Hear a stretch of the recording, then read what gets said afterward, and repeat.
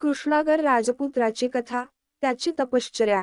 कामविकार वश होऊन कृष्णागरास सापत्न मातेने बोलावून नेले, पण तो तिला झिडकारून निघून गेल्यानंतर तिला पश्चात्ताप होऊन ती जीव देण्यास तयार झाली. परंतु तिच्या दासीने तिला सांगितले की तुला जीवाचा घात करण्याचे काहीही कारण नाही.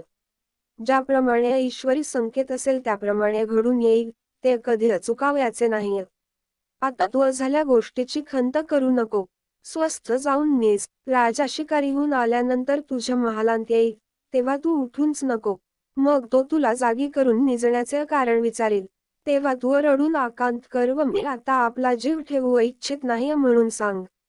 जर अब्रू जावं लागली, तर जगून काय करायचे आहे, असे तू राजास सांगून रडून लागलीस म्हणजे तो तुला काय झाले आहे ते सांगण्यासाठी आग्रह करील.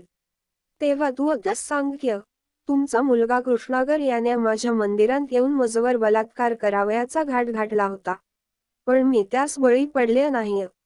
यास्तव आपणास हेच सांगावयाचे की आपल्या मागे असे अनुचित कर्म घडणार असेल तर मला जगून तरी काय करावयाचे आहे.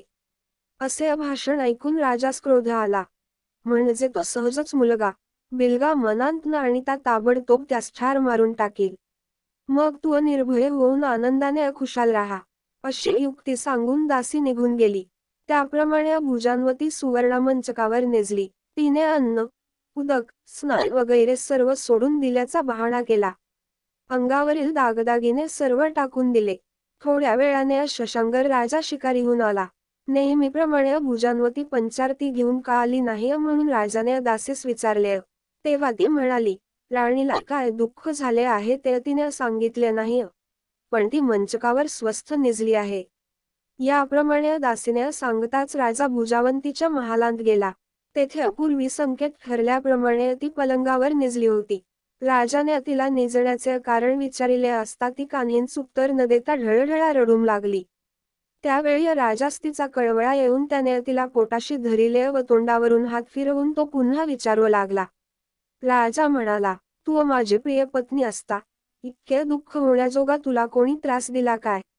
तसे असल्यास मला सांग मात्र, मग तो कोण का असेना, पहा त्याची मी काय अवस्था करून टाकीत होती. अगे, तू माझी पट्टराणी, असे असता तुझ्याकडे वाकडी नजर करण्याला कोणाची छाती झाली. तू मला नानू सांग की याच वेळेस त्यास मारून टाकतो. राजाने असे क्रोधायुक्त भाषण ऐकल्यानंतर भुजान्वंतीस संतोष झाला. मग तिने सांगितले की तुमच्या मुलाची बुद्धी भ्रष्ट झाली आहे. तो खचित माजला आहे. तुम्ही शिकारीस गेल्यानंतर कोणी नाही असे पाहून तो माझ्या महालांत आला व माझा हात धरून मजवर बलात्कार करावयास पाहत होता. माझी कामशांती कर, असे तो मनांत कान्ही एक आदेश न आणता मला म्हणाला व माझा हात धरून एकीकडे घेऊन जावं लागला. त्यावेळी तो कामातून झाला आहे असे मी ओळखून त्याच्या हातांतून निसटले व पळत पळत दुसऱ्या महालांत गेले. तेव्हा माझी जी अवस्था झाली ती सांगता पुरवत नाही. चालताना पडले देखील, पण तशीच लगबगीने पळाले. एकदांचे जेमतेम महालांत आले आणि घेतले दार लावून. तेव्हा त्याचा इलाज चालेनासा होऊन तो निघून गेला. आपण नसलेत म्हणजे मजवर असले प्रसंग उदरणार. यास्तव आता मी आपला जीव देते, म्हणजे सुटेन एकदांची या असल्या जाचांतून. आपला एकदा शेवटचा मुखचंद्र पहावा म्हणून हा वेळपर्यंत तशीच ते दुःख सहन करून राहिले. मोठमोठ्या हिंसक जनावरांच्या तावडींतून पार होऊन आपण सुखरूप घरी केव्हा याल्याच धास्तीत मी राहिले होते, म्हणून अजूनपर्यंत वाचले तरी नाही तर केव्हाच आत्महत्या करून घेतली असती. भुजान्वंतीचे ते भाषण ऐकून राजाची नखशिखांत आग झाली. जणू काय वडवानळच पेटला की काय, असे भासू लागले. मग राजाने बाहेर येऊन राजपुत्र कृष्णागरास मारून जळून टाकण्याची किंवा हातपाय तोडून त्यास दूर टाकून देण्याविषयी सेवकांस आज्ञा केली. ती आज्ञा होताच सेवक मुलास स्मशानात घेऊन गेले व तेथे नेल्याची बातमी त्या सेवकांनी परत येऊन राजास सांगितली. ते सेवक चतुर होते. राजाने आपल्या मुलास मारून टाकण्याची आज्ञा रागामध्ये दिली आहे व त्यास मारिले असता राजाचा कोप शांत झाल्यावर काय अनर्थ होईल, कोण जाणे, असे तर्क त्यांच्या मनात येऊ लागले. त्यांनी पुनः पुनः राजास जाऊन विनविले, पण राजाने जो एकदा हुकूम दिला तो कायम. मग दूतांनी निष्ठुर होऊन त्यास चव्हाट्यावर नेऊन सुवर्णाच्या चौरंगावर बसविले व त्याचे हातपाय बांधून टाकिले. ही बातमी थोडक्याच वेळात गावात सर्वत्र पसरली. त्यासमयी शेकडो लोक त्यास पाहावयास आले. कित्येक रदबदली करून राजाचा हुकूम फिरविण्यासाठी राजवाड्यात गेले. पण राजाची ती भयंकर क्रोधयुक्त मुद्रा पाहून कोणासही ही गोष्ट त्याच्यापाशी काढवेना. इकडे आज्ञेप्रमाणे सेवकांनी कृष्णागराचे हातपाय तोडले आणि त्यास तसेच तेथे टाकले. तेव्हा कृष्णागर बेशुद्ध होऊन पडला. त्याच्या घशास कोरड पडली, डोळे पांढरे झाले व प्राण कासावीस होऊन तोंडातून भुस निघू लागला. असा तो अव्यवस्थित पडलेला पाहून लोक शोकसागरात बुडून गेले. त्या समयी कित्येकांनी शशांकर राजास दूषण दिले. त्यावेळी गोरक्षनाथ व मच्छिंद्रनाथ भिक्षेकरिता गावात आले होते. ते सहज त्या ठिकाणी आले. येथे कसली गडबड आहे हे पहावे म्हणून ते चव्हाट्यावर जमलेल्या लोकांत मिसळले. तेथे गोरक्षनाथाने कृष्णागरास विकल अवस्थेत पडलेला पाहून ती हकीकत लोकांस विचारून माहिती करून घेतली व अंतर्दृष्टीने पाहता सर्व बोलण्यावर भरवसा ठेवून निर्दोषी मुलाचा घात केल्यामुळे त्याने ते दोघेही तेथून निघाले. तेव्हा गोरक्षनाथानेही अंतर्दृष्टीने कृष्णागराचा समूळ वृत्तांत ध्यानात आणल्यानंतर त्यास नानवारूपास आणावे म्हणून त्याने मच्छिंद्रनाथास सांगितले. त्यांनी कृष्णागरास त्या परिस्थितीत चौरंगावर पाहिल्यामुळे त्याचे कृष्णागर हे नाव बदलून चौरंगीनाथ असे ठेविले.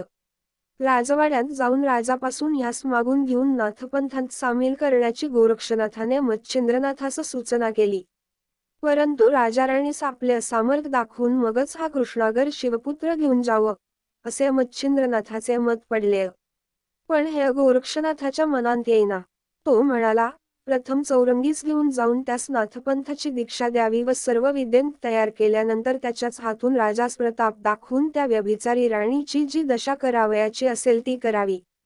तूर्त युक्तिप्रयुक्तीने राजाचे मन वळवून त्याजपासून ह्याला मागून घेऊन जावे.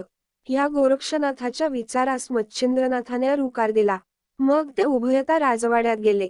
त्यांनी द्वारपाळास आपली नान्वय सांगून आपण भेट घेण्यासाठी आलो असा राजाला निरोप सांगावयास पाठविला. राजास निरोप कळताच परमानंद झाला व जे हरिहरास वंद्य ते योगी आज अनायासे भेटीस आले आहेत असे पाहून तो लागलीच पुढे जाऊन त्यांच्या पाया पडला. त्यांची राजाने स्तुती केली व त्यांस राजवाड्यात नेऊन सुवर्णाच्या आसनावर बसविले. नंतर त्याने षोडशोपचारांनी यथाविधी पूजा केली आणि हात जोडून त्यांच्यासमोर तो उभा राहिला व काय आज्ञा आहे ती कळविण्याची विनंती केली. तेव्हा मच्छिंद्रनाथाने सांगितले की तुम्ही अवकृपेमुळे आज एका मुलाचे हातपाय तोडून टाकले आहेत. तो मुलगा आमच्या स्वाधीन करावा इतकाच आमचा हेतू आहे. मच्छिंद्रनाथाचे हे मागणे ऐकून राजास मोठे नवल वाटले. तो हमसून म्हणाला, महाराज, त्यास हातपाय नाहीत, मग त्याचा तुम्हाला काय उपयोग होणार आहे? उलट तो धनी व तुम्ही त्याचे सेवक असे होऊन तुम्हास त्याला खांद्यावरून घेऊन फिरावे लागेल. हे ऐकून मच्छिंद्रनाथाने त्यास सांगितले की तू त्यास आमच्या स्वाधीन करीतोस किंवा नाही एवढे सांग म्हणजे झाले. तो आमच्या कामास उपयोगी पडेल की नाही ही चौकशी तुला कशाला पाहिजे? मच्छिंद्रनाथाने असे स्पष्ट म्हटल्यावर त्यास घेऊन जाण्याची राजाने परवानगी दिली. मग ते त्यास चौरंग सुद्धा आपल्या शिबिरात घेऊन गेले व तेथे त्याचे हातपाय तळविले. येथे अशी शंका येते की हे जती निर्जीवास सजीव करतात असे असता याची अशी अवस्था का झाली? निर्जीव पुतळ्याचा गहिनीनाथ निर्माण केला, मग कृष्णागराचे हातपाय पुनः निर्माण करणे अशक्य होते काय? परंतु त्यास त्याच स्थितीत ठेवून कार्यभाग करून घ्यावयाचा होता. गोरक्षनाथ व मच्छिंद्रनाथ तेथे एक रात्र राहून पुढे चालते झाले. मग त्या फिरत फिरत बदरिकाश्रमात गेले व शिवालयात जाऊन त्यांनी शंकराचे दर्शन घेतले. तेथे चौरंगीस ठेवून आपण अरण्यात गेले. तेथे त्यांनी एक गुहा पाहिली व दोघेही तीन शिरले. त्यांनी चौरंगीस तेथे ठेवून त्याची परीक्षा पाहण्याचा बेत केला. मग गोरक्षनाथाने एक मोठी शिळा आणली. अस्त्राच्या योगाने गुहेत अंधार पाडिला आणि चौरंगीस देवळांतून तेथे घेऊन गेले. त्या गुहेच्या तोंडाशीच एक मोठे झाड होते. त्याच्या सावलीत ते तिघेही बसले. तेथे चौरंगीस नाथदीक्षा देण्याची मच्छिंद्रनाथाने गोरक्षनाथास आज्ञा केली. त्यावेळी गोरक्षनाथाने मच्छिंद्रनाथास सांगितले की चौरंगीनाथचे तप पाहून मग मी त्यास अनुग्रह करीन. त्याच्या या म्हणण्यास मच्छिंद्रनाथाने रुकार दिला व चौरंगीस विचारले की तू या ठिकाणी तप करण्यास बसशील काय? तेव्हा चौरंगीने उत्तर दिले की तुम सांगाल ते करीन व ठेवील तेथे राहीन. नंतर त्याने त्या दोघांस विनंती केली की तुम्ही जेथे असाल तेथून माझा नित्य समाचार घेत जा. इतके मला दान दिले म्हणजे माझे कल्याण होईल. ती विनंती मच्छिंद्रनाथाने कबूल केली. मग त्यांनी त्यास आनंदाने गुहेत नेऊन ठेविले व त्यास सांगितले की तुझी दृष्टी निरंतर या वरच्या दगडाकडे असू दे. जर नजर दुसरीकडे गेली तर दगड अंगावर होऊन नाहक मरून जाशील व आपणास पुढे जी कामे करावयाची आहेत ती अजशींच्या तशी राहून जातील. यास्तव फार सावधागिरीने राहून आपले हित साधून घे. इतके सांगून त्यास मंत्रोपदेश केला व त्याचाच जप करावयास सांगितला. त्यावेळी गोरक्षनाथाने त्यास एक फळ आणून खावयास दिले आणि सांगितले की फळे भक्षून क्षुधाहरण कर. मंत्राचा जप करून तप कर. नजर वर ठेवून जीवांचे रक्षण कर. आम्ही तीर्थयात्रा करून तुझ्याकडे लवकरच येऊ असे चौरंगीस सांगून गोरक्ष गुहेबाहेर निघाला व तिच्या तोंडाशी एक शिळा ठेविली. गोरक्षनाथाने चामुंडेंचे स्मरण करताच ती पृथ्वीवर उतरून त्यास भेटली आणि कोणत्या कार्यासाठी स्मरण केले म्हणून तिने विचारले. तेव्हा तो म्हणाला, येथे एक प्राण आहे त्याच्यासाठी तू नित्य फळे आणून देत जा म्हणजे तो ती खाऊन राहत जाईल. परंतु तेथे फळे नेऊन ठेवशील ती गुप्तपणे ठेवीत जा. त्याच्या समजण्यात मुळींचे व देव नको. अशी चामुंडेस आज्ञा करून ते गिरिना पर्वती आले. त्या आज्ञेप्रमाणे चामुंडा गुप्तपणाने त्यास फळे नेऊन देत असे. शिळा अंगावर होऊन प्राण जाईल ही चौरंगीनाथास मोठी भीती होती व गोरक्षनाथाने शिळेविषयी फार सावध राहावयास बजावून सांगितले होते. म्हणून एकसारखी तिकडे नजर लाविल्याने त्याचे फळे खाण्याचे राहून गेले. तो फक्त वायू भक्षण करून राहू लागला. नजर चुकवू नये म्हणून अंगसुद्धा हालवित नसे. त्याचे लक्ष योगसाधनेकडे लागल्याने शरीर कृश होऊन त्याचा हाडाचा सांगाडा मात्र उरला. अशा रीतीने चौरंगीनाथ तपश्चर्या करीत होता.